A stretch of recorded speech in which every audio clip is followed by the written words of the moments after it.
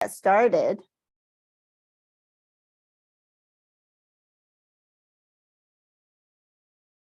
Hello, everyone. A warm welcome to the first session of our Wellness Days event. And my name is Claudia Wen, and I'm the Director of Campus Administration at SFU Vancouver campus. First off, I would like to respectfully acknowledge the Squamish, Tsleil-Waututh, and Musqueam peoples on whose ancestral, unceded, and sacred territories we are gathering today. And I encourage you to do the same reflections wherever you are. A few housekeeping items before we get started. If you need tech support, please message Kelsey. She's put that in the chat. And everyone will be muted until we get to the Q&A session. And we encourage you to use the raise hand function to engage in a dialogue with Fiji. And please do not put the questions in the chat. You'll also see that you can turn on and off the closed captioning options at the bottom of your screen. And we also have sent out the Google Doc document that Fiji has prepared that you can follow along. And we sent that out in the reminder email this morning, but Kelsey will put it in the chat as well. So you can have a reference material later on to have with you.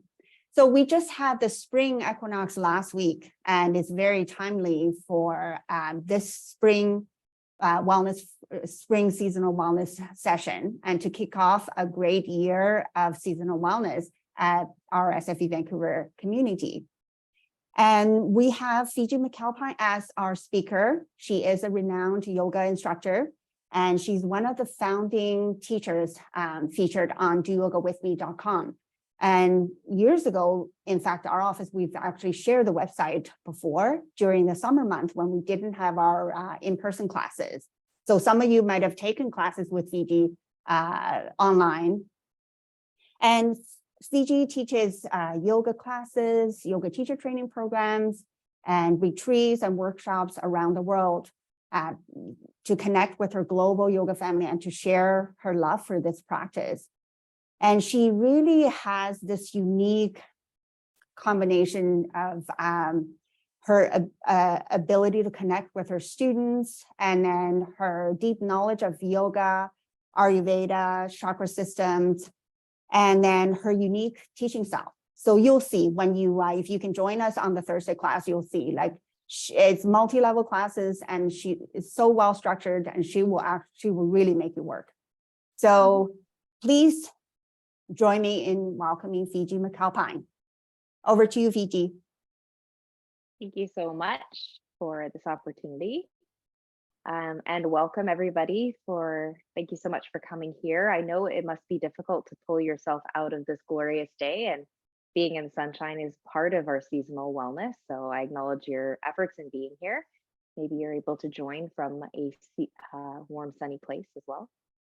So the intention of our gathering today is to talk about seasonal wellness and what that is, and then to look specifically at the season that we've just entered, which is the season of spring.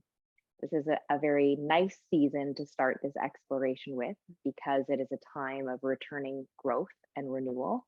There's a vibrancy of life, and there is resounding beauty, usually, that results in the spring season. So it's one that is easier for us to embrace, perhaps, than when we're looking at the elements of winter or fall. So before we begin looking at the elements of spring, we're just looking at why seasonality matters. So each of us as human beings are comprised of tissues and different materials that make up our physical body. And as many of you may know, we are governed by the natural rhythms and cycles of the planet and ultimately the universe. So as we exist here on the planet Earth, we are impacted in different ways by things that are taking place outside of us. And this can create a disharmony when it's not aligned with what's happening inside of us. So part of yoga is always looking at ways to create more opportunity for a harmonious way of being, an easeful way of being.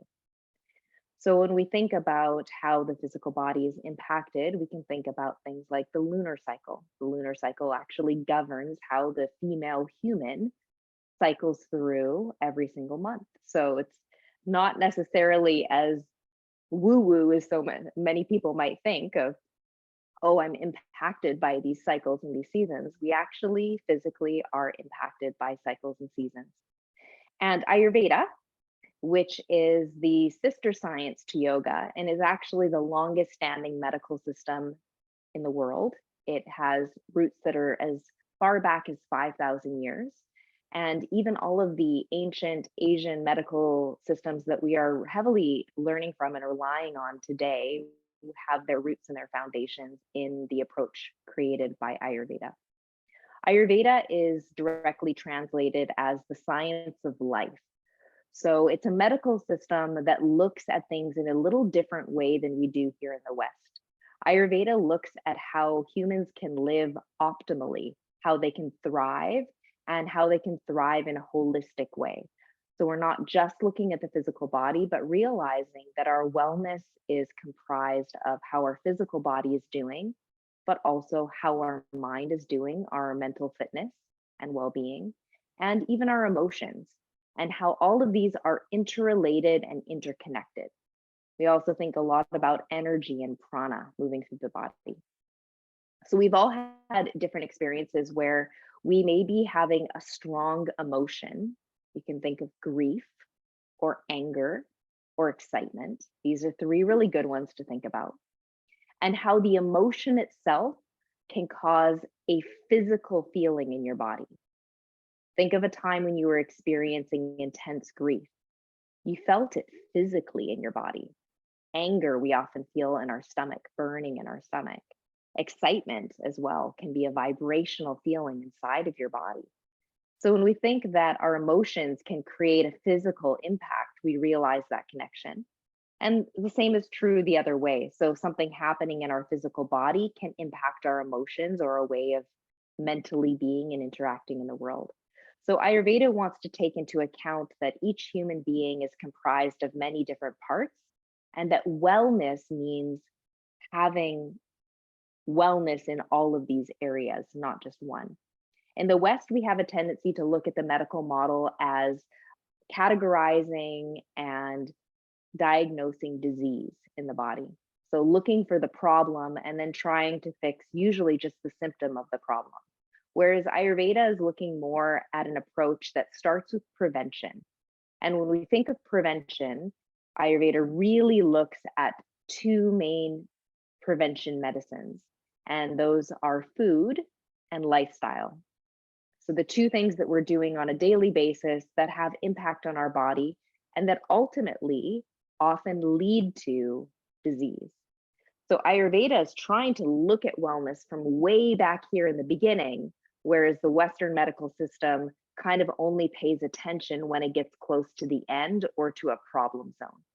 So in Ayurveda, we're looking at how can we be vibrant, expansive, and thrive. That's where seasonal wellness comes in. When you are taking an Ayurvedic approach, you realize that things are constantly in fluctuation and shift. They're in fluctuation and shift inside of me, and they're in fluctuation and shift outside of me. Things will be a little more easeful when those fluctuations are aligned rather than when they are in disharmony or rubbing up against one another.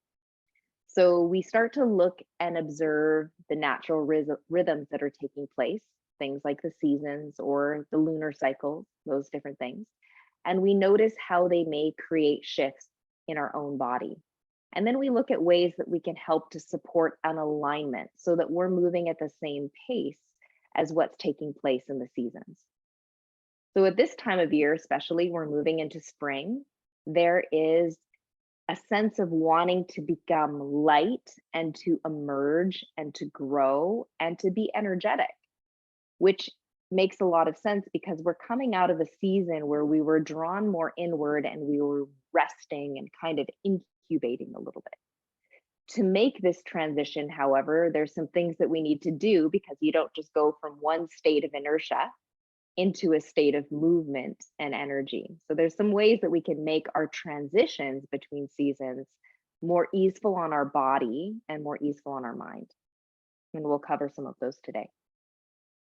So my first invitation for you, and it's maybe not something you've done yet and will be something that you can be interested in doing after this session, is to understand your own constitution.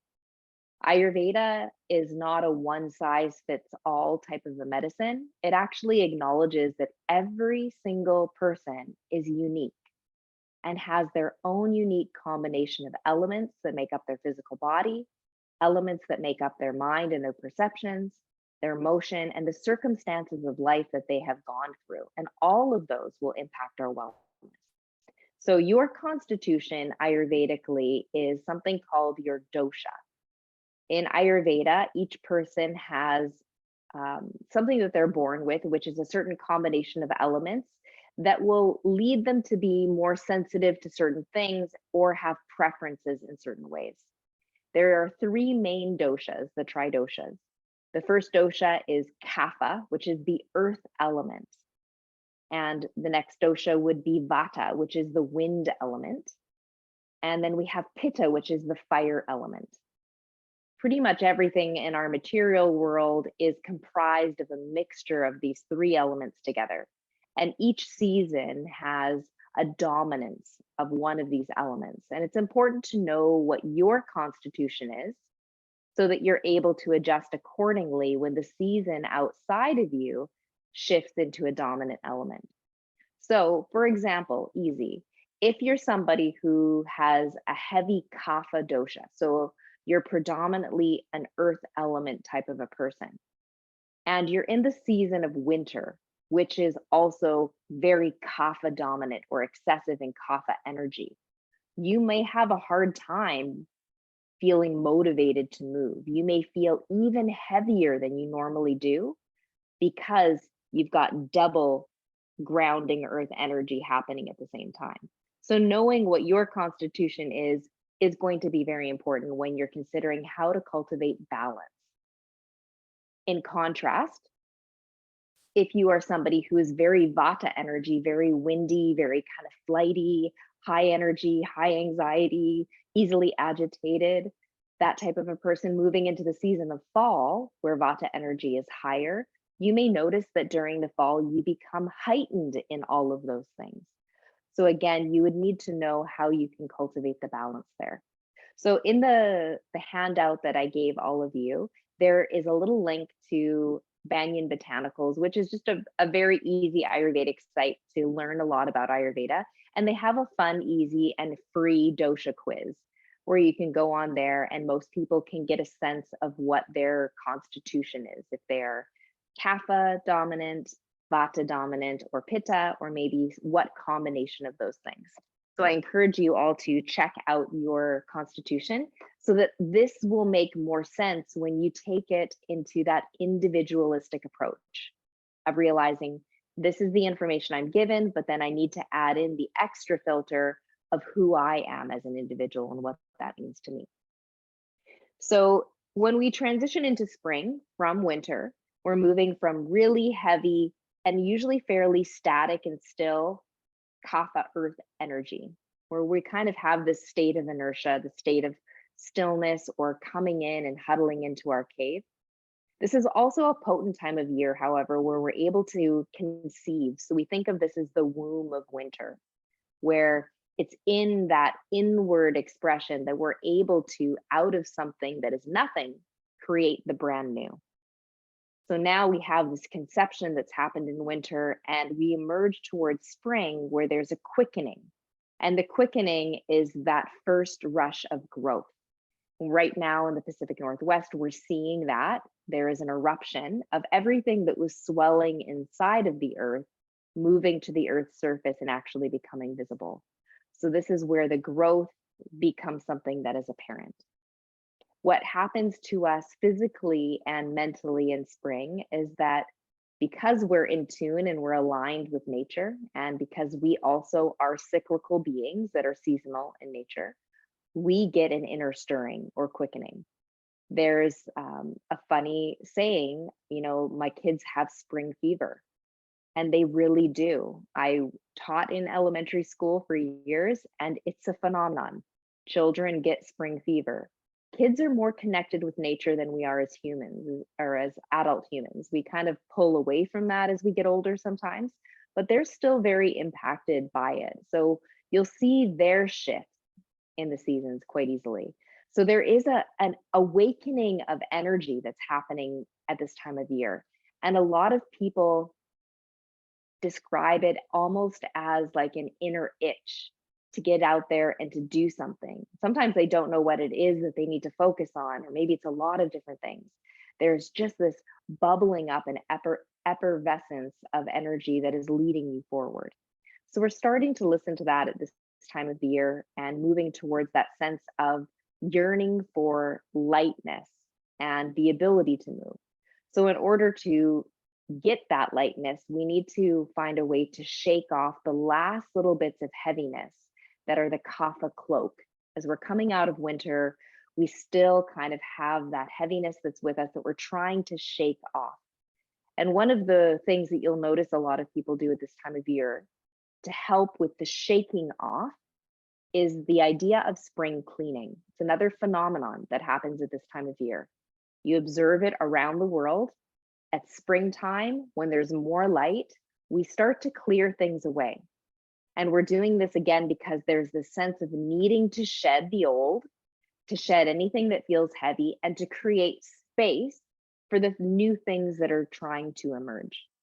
So spring cleaning happens often in a visual way. So people literally go out at this time of year and you'll see all kinds of things dumped on people's curbs. It happens all over the place here. People, the thrift stores at this time of year fill up. People load baskets and clear things out. And this is a healthy practice because when you clear your space in a way that's visual, it allows for creativity to flow that's ready to come out. So it's the clearing of the canvas. This process is also happening inside of us, or there's a desire for it. And this is what we want to start to listen to as well. So you can think of that idea of spring cleaning and apply it to your physical body. So how would we do spring cleaning if we have still a sense of heaviness and stagnation in the body? Well, one of the ways that we'll do this is with cleansing. So a lot of the time, this time of year, you'll also see people purchasing those little red rose detox kits, or there's a variety of them out there. People will go on these juice cleanses. It's a really popular time of year for people to initiate a cleanse just on their own without really even knowing why they're doing it, but they're listening to an internal cue. And it's a healthy thing for you to do at this time of year as well, because our organ dominance also shifts during the seasons. Surprise, surprise. And at this time of year, we want to be working with the kidney and the liver. What do the kidney and the liver do? They clear things out. They are detoxifying organs. So at this time of year, a lot of the foods that start to grow, surprisingly not, are foods that naturally fire up the kidney and the liver and are naturally detoxifying. They start to grow in the natural world around us, and we're meant to consume them because we're meant to be doing this internal spring cleaning. So some examples of this would be, at this time of year in the Pacific Northwest, stinging nettle. So a lot of people think of stinging nettle as being something that is sort of a nuisance. When we're out on our beautiful hikes, it stings our legs and we don't like that. But now we've started to learn, oh, wow, there's a lot of medicinal benefit to stinging nettle. And incorporating it in your diet is actually quite powerful at this time of the year. You can include it in smoothies and in stews. You can make teas with it. And it helps, again, to stimulate some energy in our liver and in the kidney and helps with detoxifying. It's an astringent type of food. The other things that start to pop up right now, asparagus is going to start to come into season. Fennel becomes really important as well. Some of these more bitter greens start to emerge at this time of year because they're more hardy and because the temperatures are still cooler. And it's these bitter greens, these astringent flavored foods, that are having a really powerful effect on the internal organs as we're shifting from one season into the next. Your digestive tract and what it does changes all throughout the year. And now when we approach this idea of seasonal living, we can support that process and make it more effective and be in tune with it. And we all know that when we become aware of something and then we become intentional in the way that we do it, the potency of the action that we're doing is amplified. The minute you're doing something on purpose and for a purpose, the benefit is much greater than when you were just kind of doing it without really even knowing. So there's a sense of this internal buy-in that happens when you learn about seasonal living. It makes you excited about every season, and it makes you appreciate the deep learnings and the deep wisdom and the opportunities that exist within each season, so that when one season shifts into the other, there isn't a sense of sadness. There's a sense of excitement and opportunity of, now I get to step into these amazing things that I do in winter or in fall or in spring. So we're thinking about, again, this idea of cleansing the systems. So there's all of these different types of foods, and you'll see some of the ones in the handout that I provided that will lead you to incorporating these things, hopefully, in your diet at this time of year. So ginger and turmeric, nettle, dandelion is another one of these funny little things, a really important bitter and something that grows as a weed all of us at this time of the year. It's going to start popping up in later spring. You can incorporate dandelion in many different ways. You can actually use the roots of it, you can use the leaves, and you can use the petals. As simple as grabbing a dandelion and plucking the petals and sprinkling them on top of your salad does two things. Makes your salad more beautiful and more enticing to eat. And then ingesting the dandelion petals, again, is supporting the internal organs that are helping you with detoxifying at this time of the year. Ginger is really stimulating. So we're thinking about firing things up at this time of year. So you're trying to come out of deep winter and moving towards spring. So you kind of have to get your engines going in order to burn and to churn off that extra heaviness to melt away the last little bits of winter. So any of those nice warming things like ginger are going to help stimulate the digestive fires as well. Beyond just the diet and what we're taking into our body, we then start to think about the lifestyle shifts that can happen at this time of year. So the lifestyle shifts, often when we're thinking about health and wellness, you're thinking about exercise or movement. And yoga is one of the things that I have an affinity to, but there's lots of different ways that you can incorporate exercise and movement at this time of the year. It's a great time to incorporate the more vigorous practices. So in winter time, we're looking at sort of slowing things down, maintaining internal heat because things are getting colder. But at this time of year, we're allowing that heat to amplify and we're allowing things to quicken. So you want to have the types of exercises usually that have a little bit more of a rapid nature to them. So this is a great time of year to start with running and cycling, or a little more of a dynamic flow style practice where you're not doing the longer holds. Swimming is another great thing to do at this time of year where we're getting some of that movement and engaging the lung.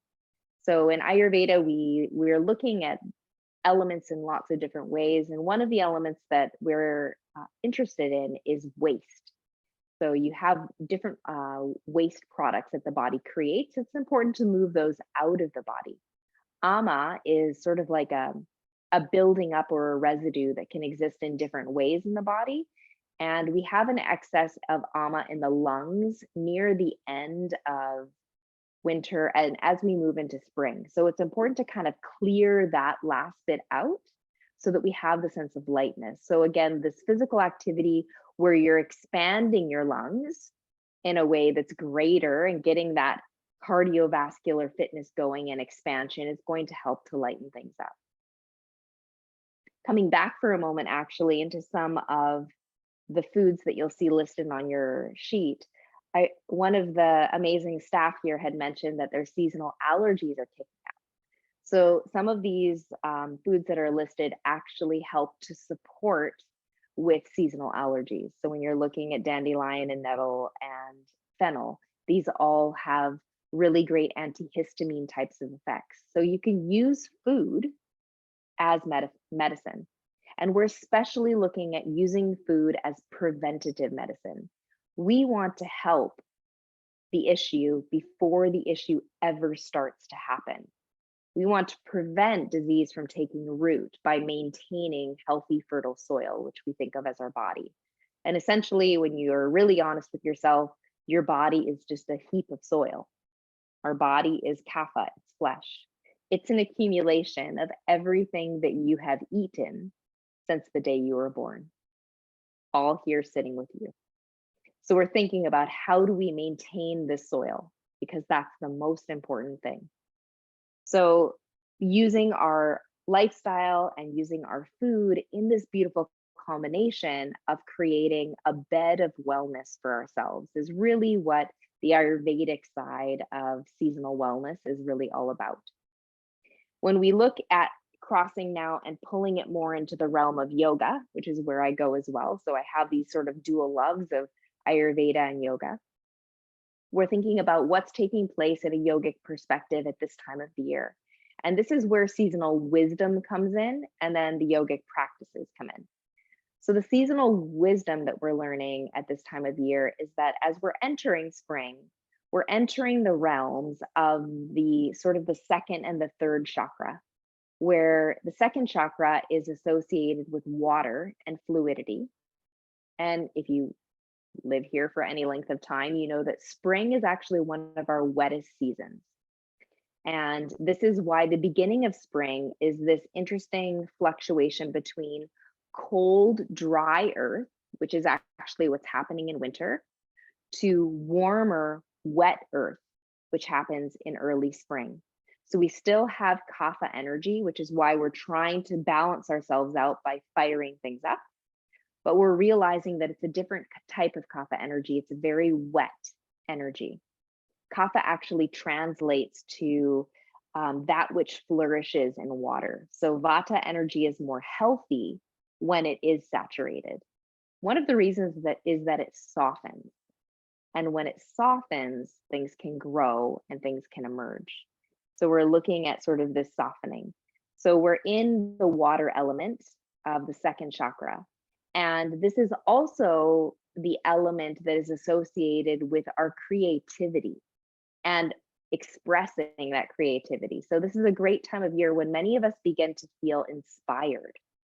We are obviously inspired by Mother Nature, which is the greatest artist and throwing beauty all around us. And it sparks something inside of us. So we may feel a calling towards an art or an expression of some sort, whatever way you feel creative, that might be awakening right now. And it's a really good time of year to listen to that inner awakening and to spend time with that.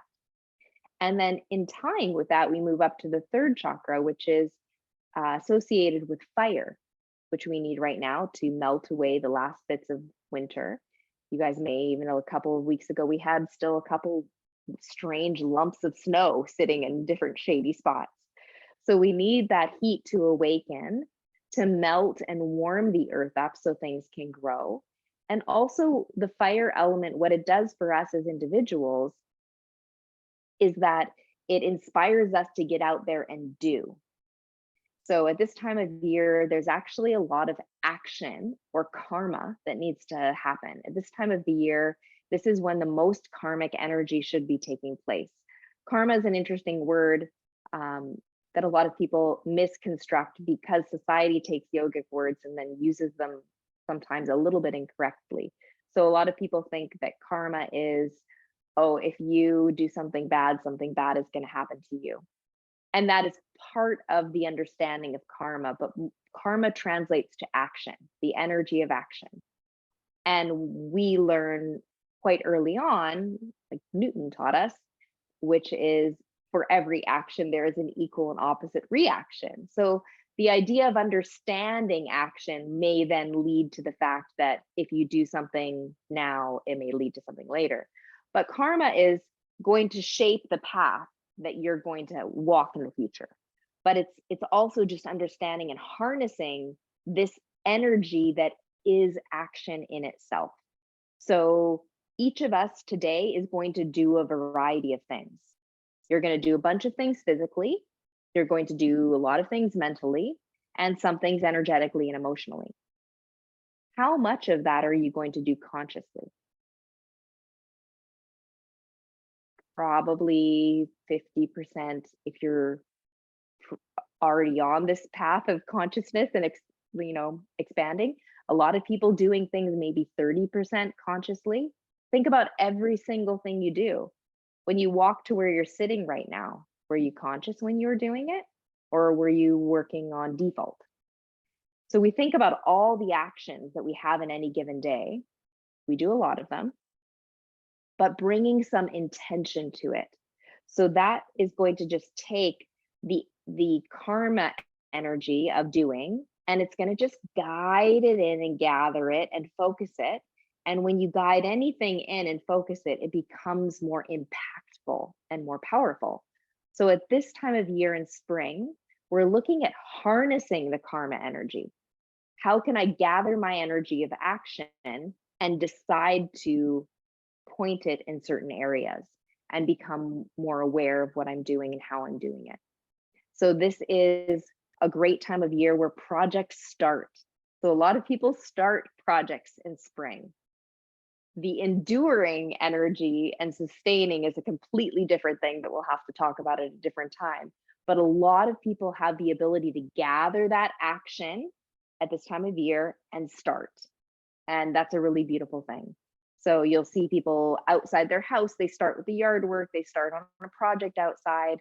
They're feeling that actioning of the third chakra awaken. And that's what we want at this time of year. We want to listen to this and move in a harmonious way with this so that we are taking our creativity, that second chakra, that fluidity, the fire element that is helping us to harness the karma energy, and that we're stepping forward into the world and we're doing this. So again, this idea of seasonal wellness and alignment is saying, this is the season for creativity, for harnessing my energy and getting conscious in how I use my energy. And when you have that in your mind, it can really help you to enjoy and be more efficacious in your work in the world and what you're doing. So now you have the ability to take care of the body, knowing how to create the balance that you need in your body at this time of year. And you know what's happening in your subconscious or the subtle body, which is also governed by the seasons. And you're realizing how you can be a conscious participant in that. So this is really what seasonal wellness is about. It's bringing those two pieces together. In yoga, we are looking at a variety of things. Again, one of those words that's kind of misused. But in the asana practice, so the physical practice that many people think of as yoga, we're putting our body into different postures for different reasons. And when you're working in this way, being very conscious, being very intentional, pouring your mind into the matter of your being, and then you're moving the matter of your being towards your mind, there is an overlap or an interlace. And that overlap or interlace zone is referred to as the subtle body. That's where your physical structure and your mental and emotional structure converge. This is why you can be doing a yoga pose and all of a sudden you start crying and you're not exactly sure why, because our body holds on to things that are actually issues in our mind or in our heart or our emotions, but the body is a part of that. And then vice versa, you can be having a lot of things going on in your mind and it shows up in your body. What do you do when you're super stressed out and angry? You do something in your body. So we have this tool to be able to work at it from both sides. We can go to therapy, which is going to work with things in our mind. We go to yoga to also work with things in our mind, but just through our body. So we're getting that dual effect.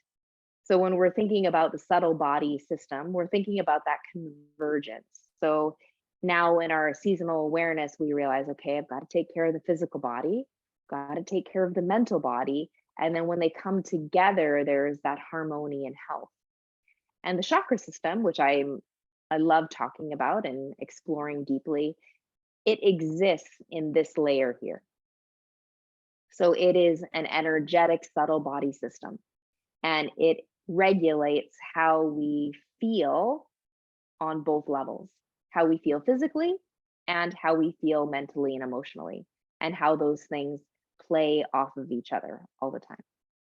So seasonal wellness has really been a great exploration for myself, especially in the last decade, in having this deep and intentional relationship with my physical body and my mental emotional body, and to noticing how that relationship has an undulation with the season, because my physical body is comprised of earth elements, and earth elements are governed by natural cycles. I then acknowledge that I am governed by natural cycles. So when we play with these different things, we're just looking again at how we're creating harmony.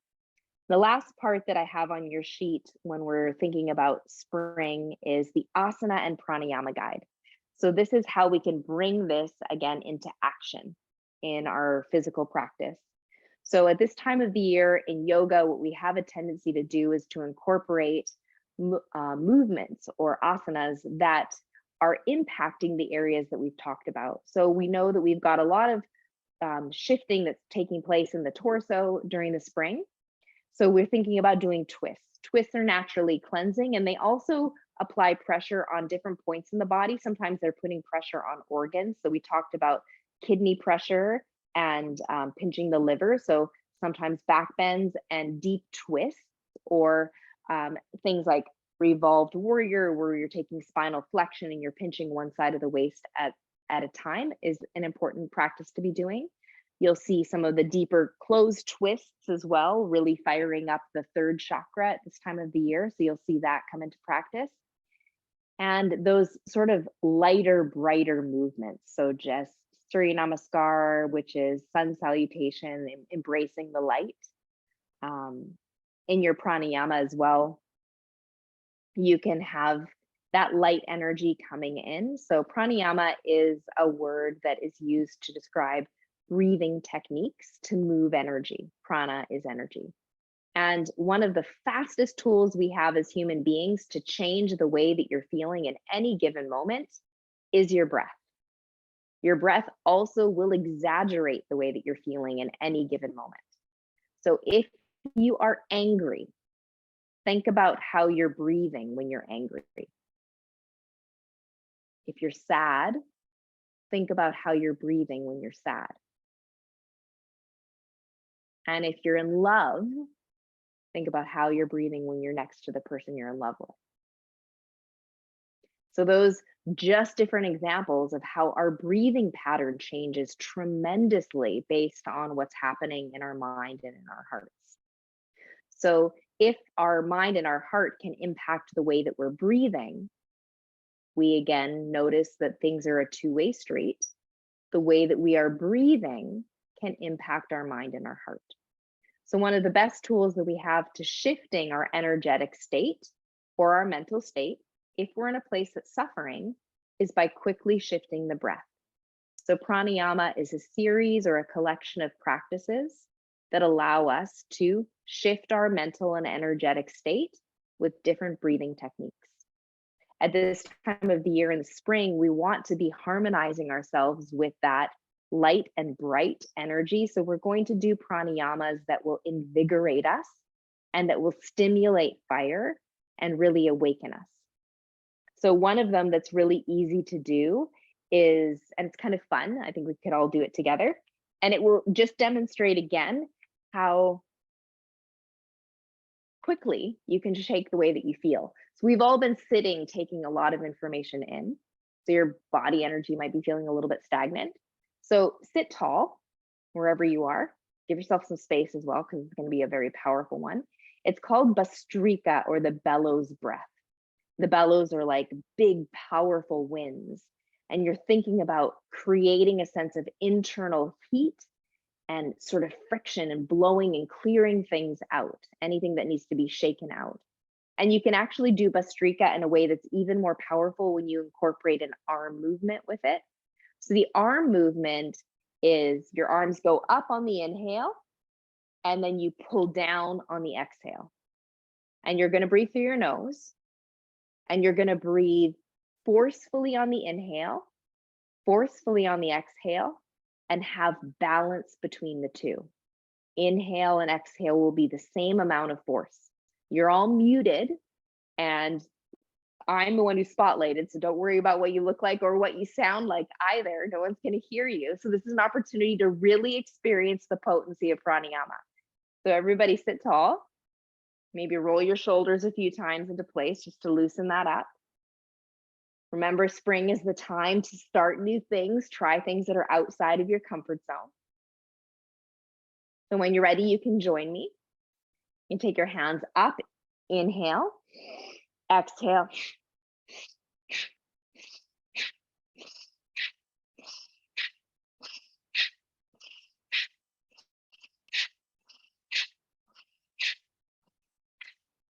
Three, two, one. Rest your hands down, close your eyes, just observe your breath.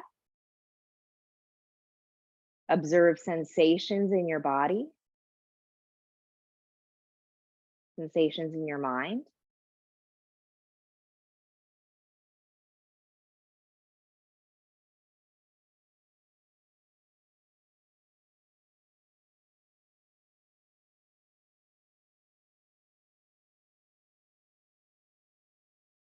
And then let your eyes open.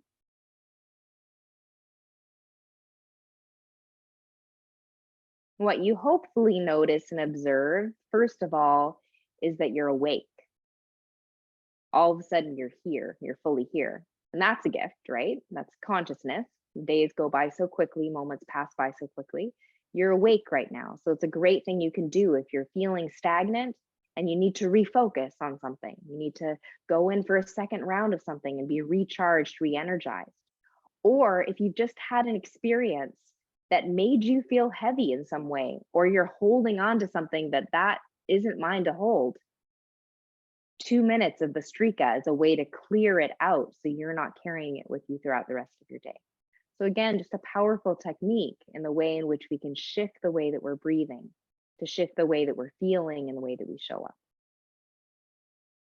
So we've covered a lot today. I gave you some brief notes that I hope will guide you and encourage further thought on some of this. I actually have Claudia. I've met her in the past in several different occasions and have the good fortune to know her.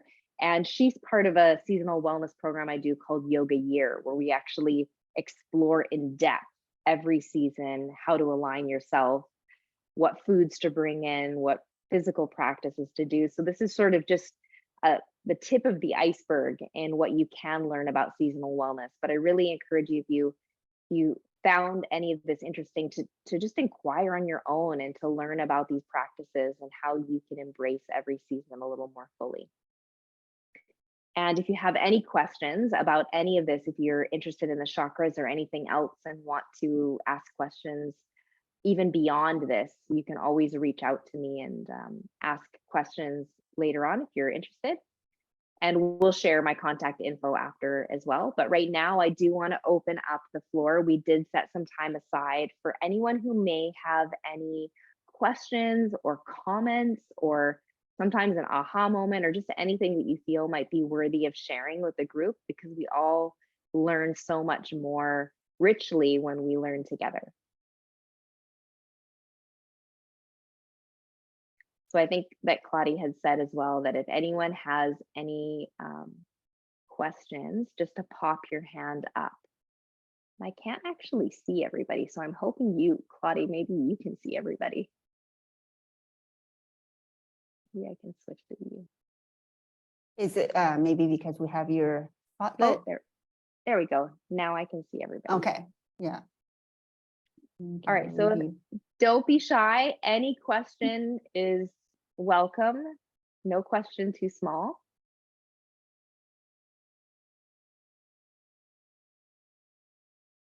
Oh, we have, yeah. Is it Twinkle? Yeah. Hi. Thank you so much for taking the time, first of all. And so I come from the Jainism spirituality. I'm not sure if you're familiar with it, but we have like several foods that are not eaten in particular seasons. For example, mangoes are not consumed in the winter. So is it tied to like seasonal wellness, like are you able to find any links between that, for example?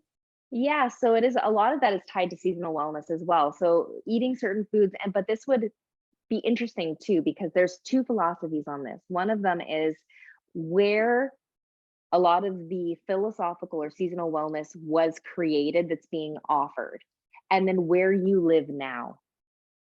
So seasonal wellness can be seen more as it's meant to be an alignment with what's happening in the season around you. So if you're not meant to eat mangoes in winter, what was the impetus behind that? So probably because it wasn't seasonally available at that time of year. So you're thinking about, when are we meant to be eating certain things based on where my body is and where I'm living right now. So we're thinking of the season of spring in the Pacific Northwest and the elements that would be in spring now. But I actually work with people who are in Australia, and they are doing the opposite of us.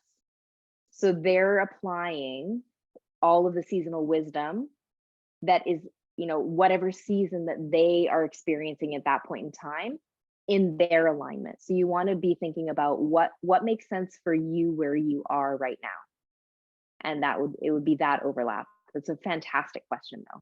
But again, it is this idea of, we're not meant to necessarily be eating things all year round, right? We are meant to be eating things in different seasons, especially when you're thinking of proportionately. So we can take all of this a little bit with a grain of salt, and we don't have to be incredibly rigid about it. But we can lean more into seasonal eating, would definitely be supportive of what's available in this area right now. How is my diet meant to be shifting based on what's being produced around me by the earth? And thinking about that, and what's happening in the digestive fires at this particular point in time that I should be eating. Thank you for that question. Thank you.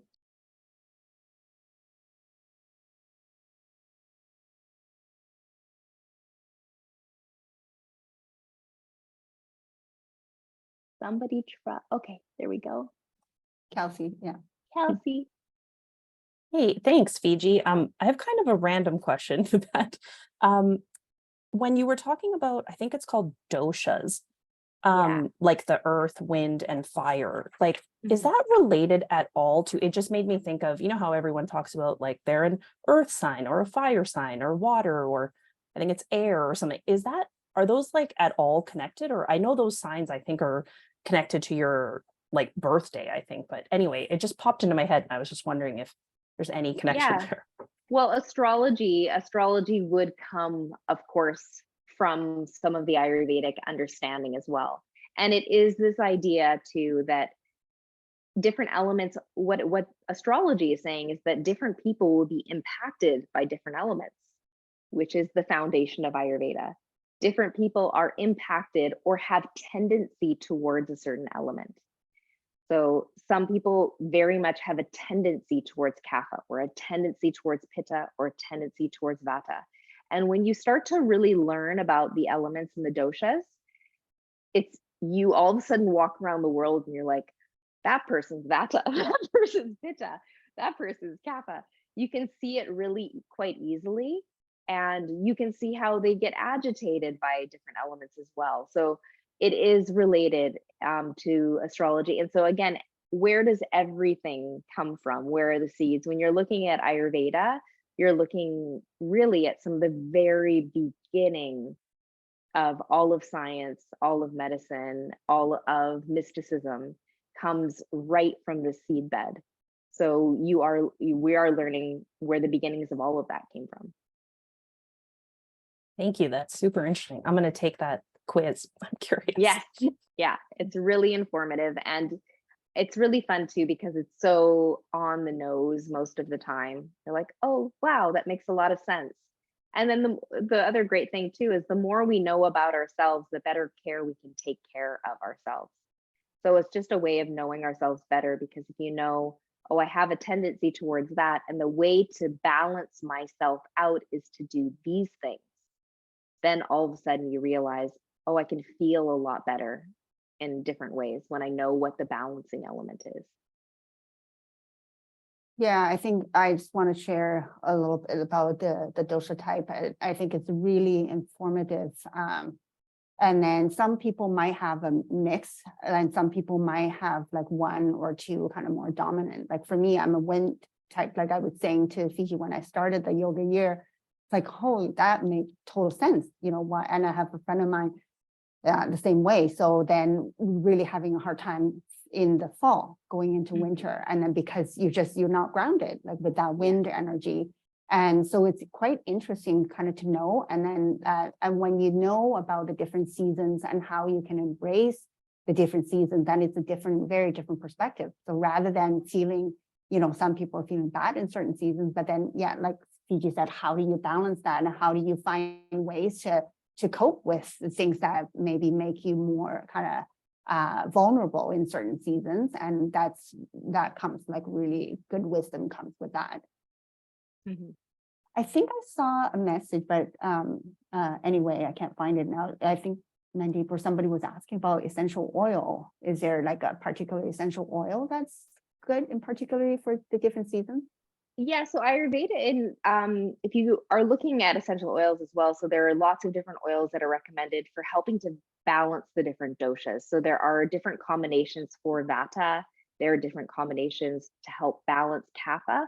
So you can get balancing oils. Banyan Botanicals, which is the site that the dosha quiz is on, have a lot of these oils. They're usually a combination. So if you're looking at helping to balance your dosha with essential oils, you can do that. But then essential oils are also useful when you are incorporating seasonal wellness via the herbal allies. So every season has different variety of herbs that you're supposed to be incorporating in that season. And so these are your herbal allies, and you can use them in different ways. And essential oils are an easy way to incorporate some of these things. So, you could take ginger can be put into an essential oil. And actually, it can be very stimulating, and you can put it on your skin and actually can help with circulation. You can add a couple of drops of that to your water as well. So if you're trying to incorporate more ways of bringing in some of the herbal allies, learning the essential oils would be helpful for different people. And the other interesting thing too about Ayurveda and oils and herbs is that they acknowledge that each person has an affinity towards certain herbs. So not only seasonally are you meant to be using certain herbs, but each person responds to some herbs in a heightened way. So you can go to somebody who's seasoned in working with essential oils, and you kind of do an experimentation where you find different ones that resonate at a higher vibration with you. And then that's kind of like a go-to essential oil that you bring into your life all the time. For me, frankincense is the one that I have a tendency to respond to at a higher frequency. And a lot of people are very turned off by that. But for me, it elevates me every time. So they can be very powerful. Yeah.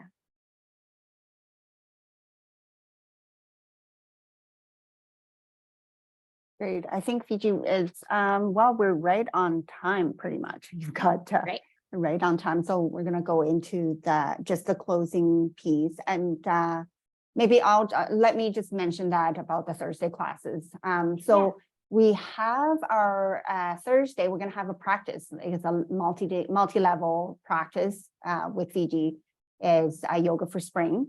And then from next week, we're doing a series of classes on yoga for spring. So she'll teach us like the different asanas and pranayama practices. And then same time, and you can use the same Zoom link to join. And we'll run that until June 27th. And that's the day that we're actually going to bring her in person to campus here. And we will go into a summer. So that will be the session on season. We'll have both sessions on the same day. We'll do the seasonal wellness about summer, and we'll do a practice yoga for summer. So I hope that you can join us. And for us, what we also wanted to tell you is there are 3 days of see, now it's not. We have tested everything, and now it's not moving to the second page. So anyway, we have 3 days of, Kelsey, maybe we can put the link of the Wellness Days in the chat. And so 3 days of events, workshops, and everything that everybody can join. And we have Doc Therapy this afternoon. And we hope to see some of you or bring someone else to join these programs. So a final item that some of you know, we're going to do a prize draw. So we have a prize draw for a book by Gabor Mate. Some of you know him, is MD in Vancouver, and he's written 4 best-selling books, including When the Body Says No, The Realm of Hungry Ghosts. And the one that we're drawing today is his newest book, The Myth of Normal: Trauma, Illness, and Healing in a Toxic Culture. And we are actually bringing him in as our featured speaker on November 1st at our SFU Vancouver Speaker Series event. So look forward to that. So drum roll, Kiara, please spin the wheel.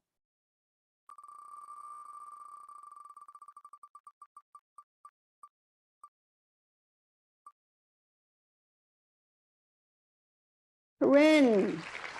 Okay. So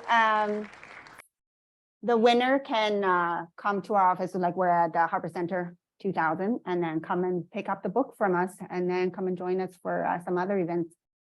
So thank you. And I want to thank Fiji for a wonderful session. And let me just try one more time and see if I'm able to bring up the other. So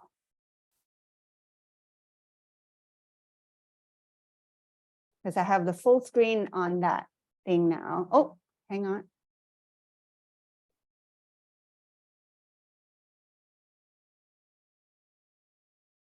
So this is, so you can, Fiji is quite active on Instagram. And then if you want to other connections, and then contact me. And, but you can connect with her on Instagram, and then we'll see her on Thursday. And thank you, Fiji, for a wonderful session. And then we look forward to learning about seasonal wellness with you, I guess, in the upcoming year with the 4 seasons. And I also want to thank my team. So I told Fiji in the beginning, there's a lot of work that goes behind the scenes for these events and sessions to happen, you know, smoothly and without a hitch. And then a lot of organization, a lot of things to do about promo, like the devil's in the details. We were working on it yesterday. There's so many details that each one of you have helped to make it successful. So thank you, Kelsey, Vera, Kimberly, Kiara, Jasmine. Thank you, everyone. So hope to see you at one of the sessions in the next 3 days, or on Thursday at Yoga for Spring. Thank you very much, everyone. Thanks, everybody. See you on the mat.